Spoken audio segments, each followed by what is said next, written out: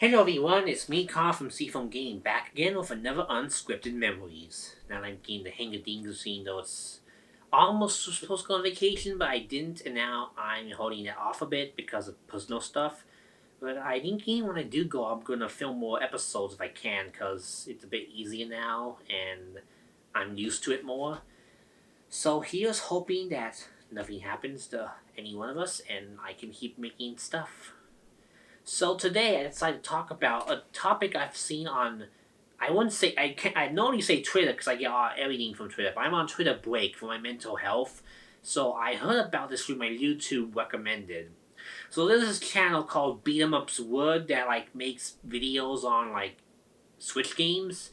I followed him actually back in 2017 when the Switch was hot and new because I do love obscure indie games, and he recommended quite a few fun ones and poked fun at the ones that were bad, and I thought his videos were kind of fun.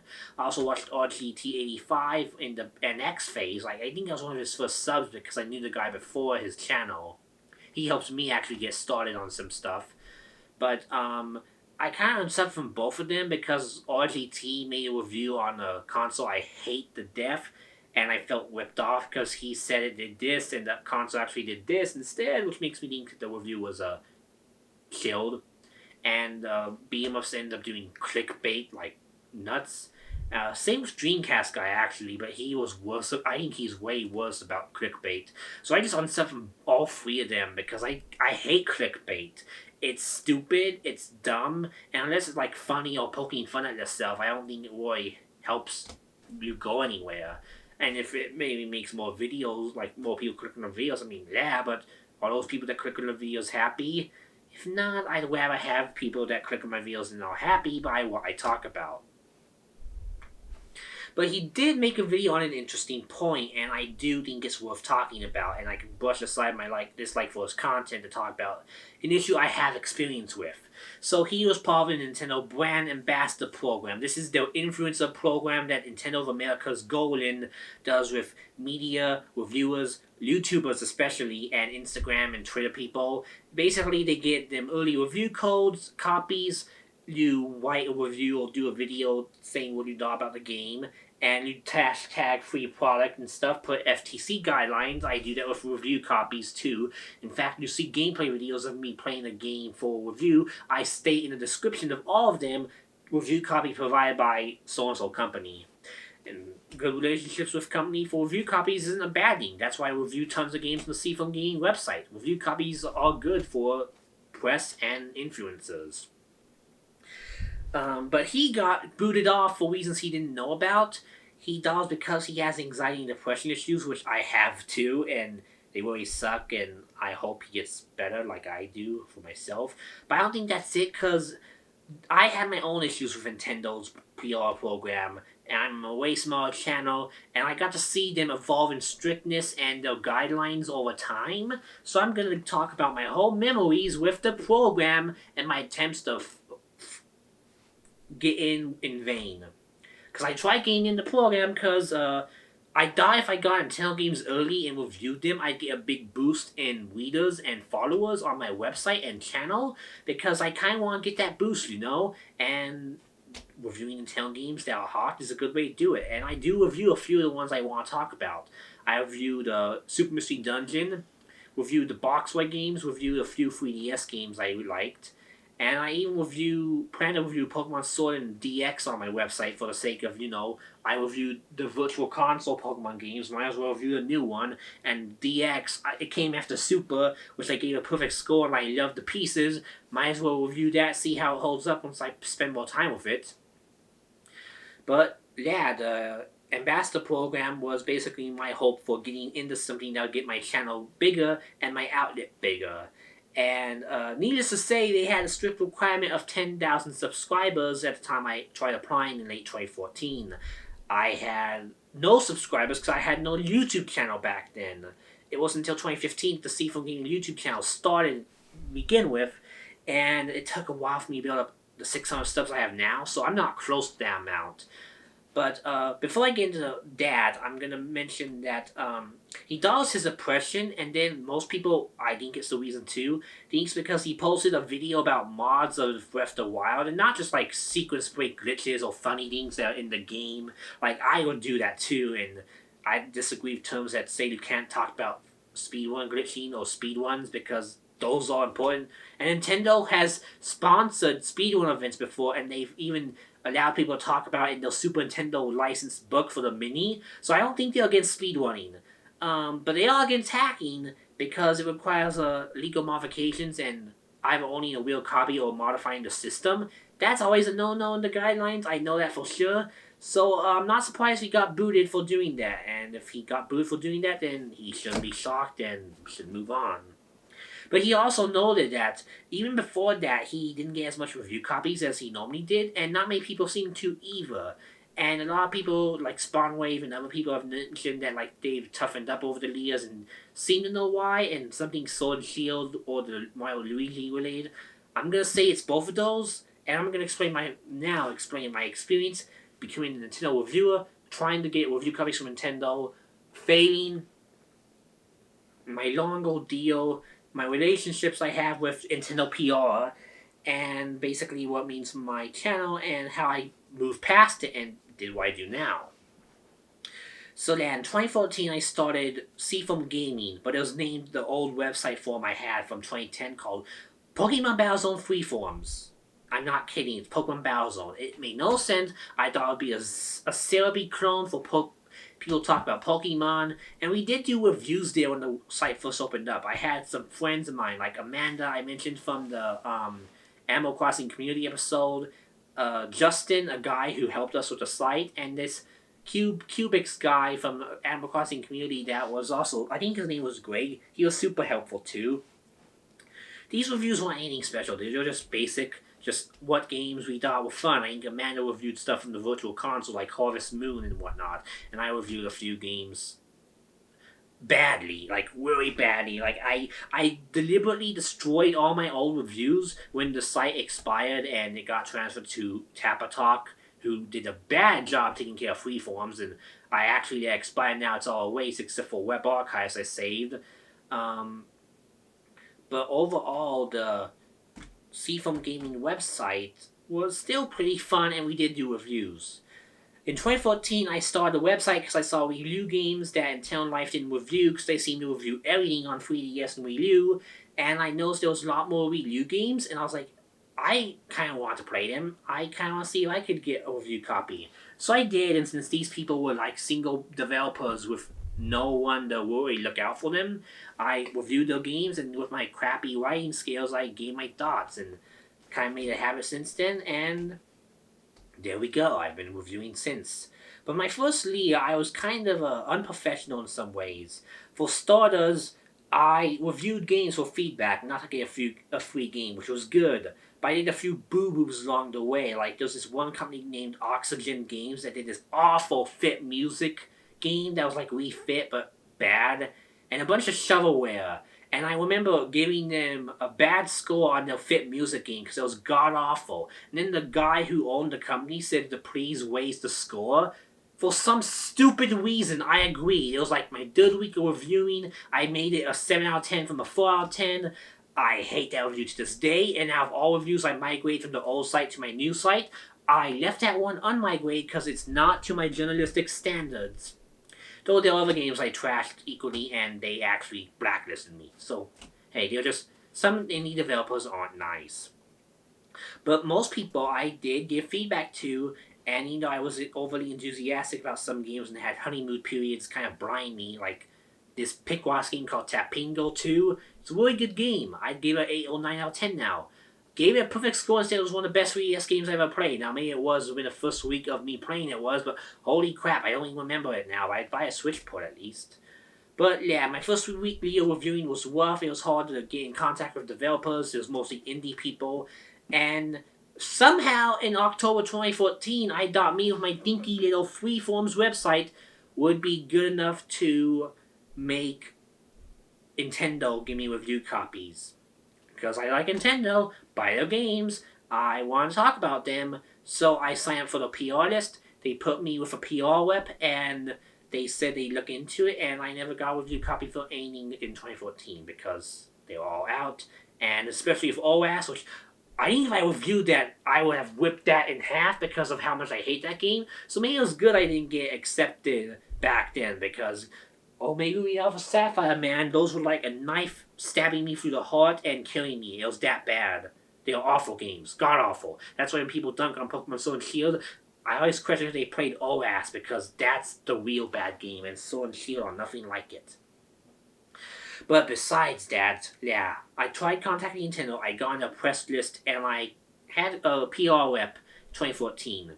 2015, I was more aggressive with trying to get them to give me stuff, or at least let me review stuff, because I didn't get an answer on if I could write my own reviews for games I bought, and they'd still catalog it in the catalog. So I do that, and I didn't get a response. But then my first rep left. I got a new rep. I think her name was Desiree. I don't remember now. It's been so long. But I got her as a rep. She was super nice, actually. We talked about some other stuff besides games, too. And she was really nice. Actually, a really good person. The people at Golden are great people. And so for them, I was thinking I was going to get a review copy of Kirby and the Rainbow Curse, which I think was a 2015 game.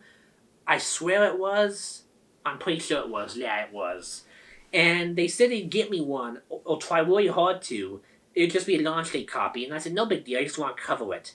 And I remember eagerly checking my email at school to see if I get a review code for the game. And I think when the game came out, and I saw people getting reviews put up of it, and I didn't get my game. I was very upset, and I asked why. I even called them over the phone over it. And they said that they had run out of copies, and they couldn't give me one. I was like, okay, but you said you would try to get me one. They're like, okay, yeah. So that was a pain and kind of a big bummer. So, big bummer aside, I tried getting more review copies. I think it was Mario Party 10. That had no chance of getting. Everyone was asking for that game. That was understandable. And then there was another game I wanted called Splatoon. Everyone got this special download version before launch that had their own online server that's exclusive to press. It doesn't work anymore, but the normal game does. It was basically tested online without, it leaking. And I was hoping to get that copy, or at least the full game, and I waited, and again, launch day came, we ran out of copies. This time, I was really upset because I was looking forward to it, and I was told that it probably was likely, or at least not guaranteed, but I probably would, because I asked early enough. I think it's just my web trying to be nice, but I didn't get it, and I was pissed, and my grandpa, I don't miss him.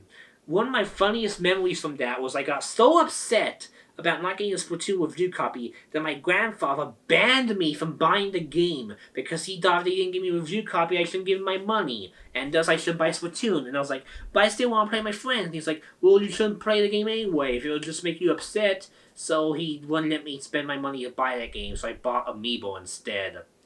So that was kind of a bummer. Again, another bummer.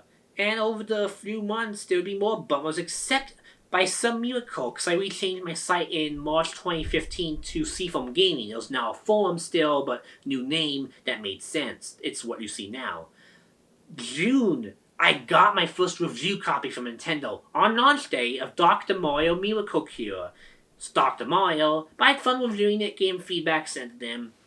Then I was finally able to get confirmation that if I review a game and I want to review it, and I send them a review, they'll still mark it down, and they don't send me a copy. It was like, great, I can do what I want. So for some games I bought, or checked out, like that Amiibo Tap game Nintendo made, or the Box Boy games, Box Boy 1 and 2 specifically, Nintendo would let me send my reviews I wrote myself to them, and it worked good. Then in the middle of the summer, my web changed again, and I had someone new, and it took until, I think, that Mario Maker was coming out, and everyone was getting review copies of a special version of that, where you got to make their own levels for the press, because they had separate from the user version again. I want Mario Maker. Sorry, we now have copies on launch day. Again, it was annoying me at this point. I was actually really upset. Again. So I was really disappointed and whatnot, and yeah, just really disappointed and bummed out. So that was upsetting, and I kept getting mad. So I was wondering if there was any other review copies I could get, and this was 2015 Nintendo when their game output was awful, and honestly, they had nothing good coming out except for Super Mystery Dungeon and Xenoblade X.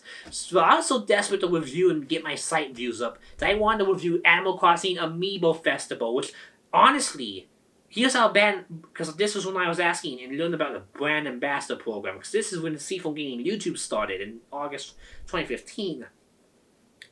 I asked them to join the program, and they said you need to have 10,000 subscribers to be considered for the program. So that was my goal, to get up to there, and then I'd be an ambassador and get review copies and review games more reliably.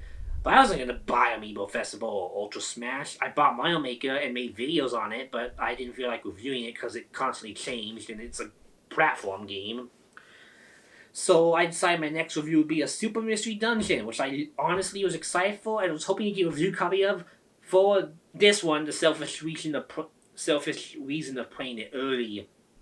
But funny enough, even ambassadors and Game Explain like reviewers, they didn't get the game till the day before launch because Nintendo prioritized the Amiibo Festival and Ultra Smash so hard that holiday that the 3DS like games like Lokai Watch and that were just backburnered. They didn't care. They just flew them out to people who asked for it. And I think IGN deliberately did not review the game because they got so late that they just focused on games they actually cared about. So, yeah, I didn't get Amiibo Festival or Ultra Smash, thank God. And Xenoblade X I didn't get, but a friend of mine, Haydox, did at the time. And funnily enough, they shipped it in this awful, like, CD case. I'm gonna go get an example quick because it's kind of funny. So this here is a crappy CD holder case I got for Yu-Gi-Oh! Dark Side Dimensions because that Blu-ray had an issue in printing where the subtitle version wasn't actually properly subbed. It just used the dubs track, and if you play in Japanese, all the dialogue was bad because it was the English dub, which is pretty good, but it isn't the same story. They actually changed it because it's based off the manga. But my point is, I got this when I got a replacement copy, and basically, I have no idea how to use the extra bad copy now. But, for this is what they sent Xenoblade X in, because they didn't want to reveal the info that was on the back of the box. So the press, they literally sent it in this crappy case. And I found that funny, that my friend got Xenoblade X in a case like this. So, yeah, even back then I couldn't get any review copies. But I think I got a few more things in 2016. This is when it was getting a bit better, actually. Because Intel was desperate. They had no games coming out except Star Fox Zero, which I didn't even bother asking for. Tokyo Mirage, which I wanted to get. And also Hyrule Warriors Legends. I got Hyrule Warriors Legends on launch day, and I reviewed it, and it was a great time. They liked that I reviewed it for them, and yeah, it worked out good. Tokyo Mirage, I got another rep. Again, they changed reps so often on me. But I got another rep back then, and this rep actually promised me that she'd give me a Tokyo Mirage review copy on launch day. And I'm guessing she probably wasn't supposed to do that because it was a bigger in-demand game, or maybe it wasn't. But I got a review copy of probably the biggest Nintendo game I ever got yet on that day. And it took me 6 months to review it because it's a big RPG and I got distracted with life and stuff. So I didn't ask for any more review copies the whole year because I want to prioritize on Tokyo Mirage. Reviewed it, loved it, sent it to them, and that is where my communication with Nintendo ended because I was focusing on getting review copies. But then, in 2016, I was like a better reviewer. I was reviewing for other companies like NIS America, Sega, not Capcom or Konami, but just a bunch of third parties and tons of indies, and I got into my own rhythm. I moved to WordPress. I felt very comfortable writing and stuff now. So I just reviewed really whatever I found interesting and still try to help out small developers whenever I could. So that was nice. And thus, I didn't really feel the need Nintendo to boost my views. In fact, I ended up boosting my views on accident in 2016 when AM2R got taken down and I made a stupid theory on why it got taken down and it was a fake employee, because there was a fake employee DMCAing people, but it was a real deal, and I got called out for my dumb lack of research. But it still got like 10,000 views for some reason, because geez, I didn't think Metroid had a fan base before then. I'm dead serious. But Metroid fans were thirsty. So they came to my website through a Twitter post, and that gave me more views than any Nintendo review would have ever done. And since then, I've hit 1,000 views per month, and I've been comfortable with that. I also found out if I make opinion articles that are a bit risque or just about heated stuff, like last month I made one about a company that just vanished. They wouldn't give people the products they bought from them to ship out, like Dispatch Games. I made an article because I was wondering where the heck they went. And that got my site views up to like the hundreds in a month. No, not a month. A week. I get 1,000 a month, but it made it get to like a few hundred in a week. So, yeah, that's one thing I noticed, and I don't like that. I kind of want to be honest and make my views go up from just being myself instead of having to chase trends. Guess that's how YouTubers feel too. But, overall, that's my experiences with Nintendo's review copies and they're trying to get into the ambassador program. I gave up around the time the Nintendo Switch was announced because I knew I wouldn't be able to get anything because everyone was talking about them again. So I just decided to leave it be and I'd get the PR emails. And to this day, I've only gotten PR emails because that's all I want. Maybe if I get a bigger site, I ask again. But then something in late 2017 happened that instigated all of this. The beat 'em up stuff, people getting dropped left and right in general. I made an opinion article on it on my website. So, it's a thing called a leak. Basically, what happened was that in late 2017, a 3DS game called Mario & Luigi Superstar Saga DX, it came out for the 3DS. This game, no one really cared about because we were on Switch games, because the 3DS, we wanted to die. And unlike Fire Emblem Echoes, which it did okay, people loved it, including me, but Mario & Luigi just looked uglier than the original, looked bad, and was not really worth getting excited over. Like, in Ultra Sun, Ultra Moon, people weren't that excited over. But they were still brand ambassadors because, as I said, they get review copies early, weeks before launch. All sorts of influencers from Instagram, YouTube, etc. would get stuff early, and that included the 3DS games they were still putting out. This ended in Mario & Luigi's case. What happened was a brand ambassador, this is according to people who think this is what happened because it correlates to the timing of other people who are in the program getting their copies. A brand ambassador got their review copy, then dumped the ROM online weeks before launch, and it spread like wildfire. Nintendo did not like this at all, cracked down hard on all review copies for everything to the point that even stuff like big channels and big websites like Nintendo World Report didn't get review copies anymore. Period. Not even launch day copies. Because they broke trust in a lot of reviewers and Nintendo was now hardcore strict, not going to let anything slide, and they're going to be super selective on who they send copies to. If someone did get a copy, it was way after launch so that it couldn't be leaked. And all the brand ambassadors either got heavy restrictions, launch day copies only, or they got cut from the program without warning entirely.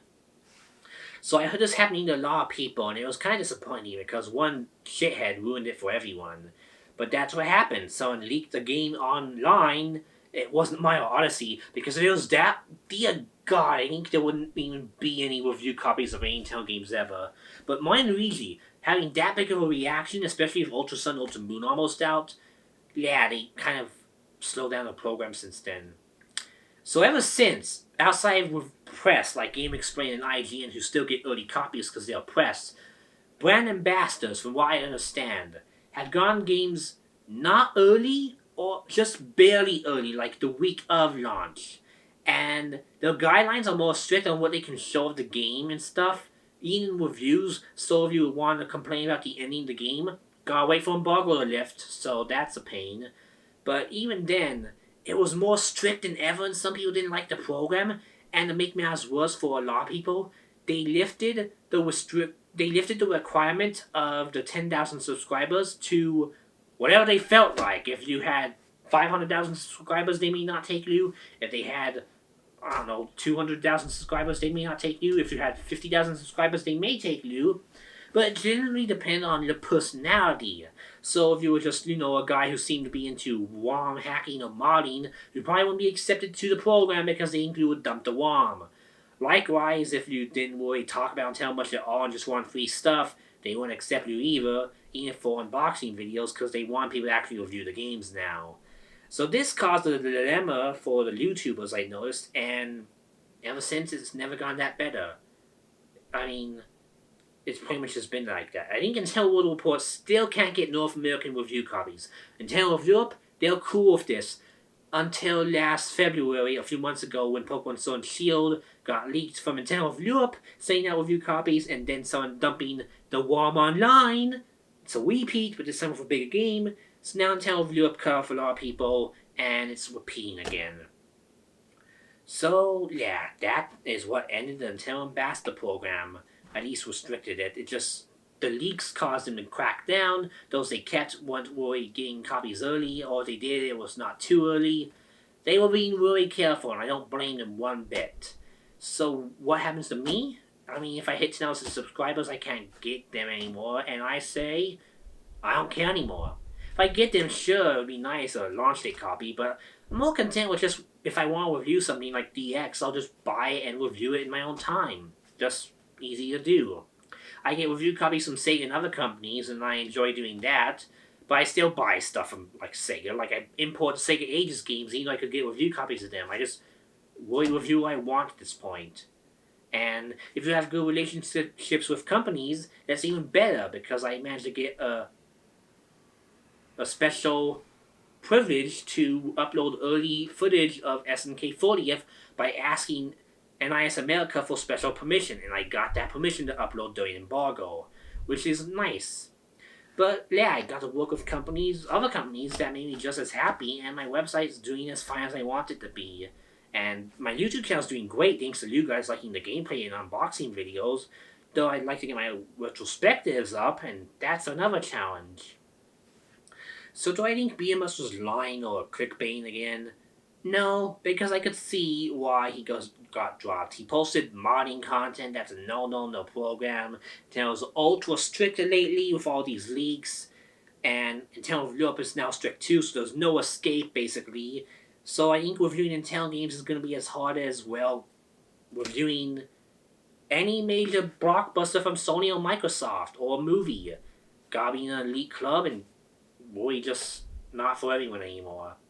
It's a shame. I think it's mostly because the 3DS and Wii U era just wasn't that popular, and that's why they want anyone to review their games.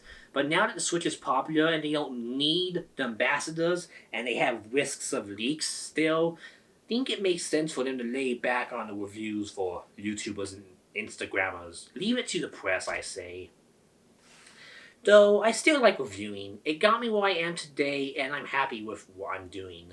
I think one day I'll do Eternal Memories on my reviewing journey in general. I covered a bit of it here. But, yeah, that'll do it for this Unscripted Memories, Nintendo's Ambassador Program, and my experiences with trying to get in it.